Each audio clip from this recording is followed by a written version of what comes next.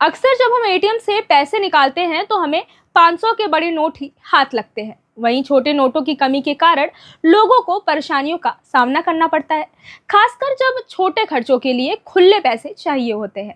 लेकिन यह समस्या अब दूर होने वाली है। भारतीय रिजर्व बैंक यानी आरबीआई ने बैंकों को निर्देश जारी किया है कि एटीएम में अब 100 और 200 के नोटों की उपलब्धता बढ़ाएं और 500 की नोटों की संख्या घटाएं।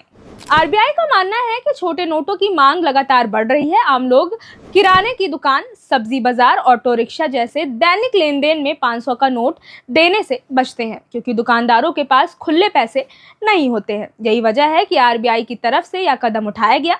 आरबीआई ने बैंकों को कहा कि वह एटीएम में 100 और 200 की नोट वाले कैसेट यानी नोट रखने के डिब्बे की संख्या बढ़ाएं। ऐसे एटीएम चिन्हित करें जहां बड़े पैमाने पर छोटे नोटों की जरूरत होती है। लोगों के लिए 100 और 200 की नोटों की उपलब्धता सुनिश्चित करें। इससे लोगों के लिए खुले पैसों की किल्लत कम होगी, दैनिक खरीदारी और छोटे लेन देन में भी आसानी होगी। 500 के बड़े नोटों पर निर्भरता घटेगी। ग्रामीण और अर्ध शहरी क्षेत्रों में ज्यादा फायदा मिलेगा, जहां छोटे नोटों की खपत अधिक होती है।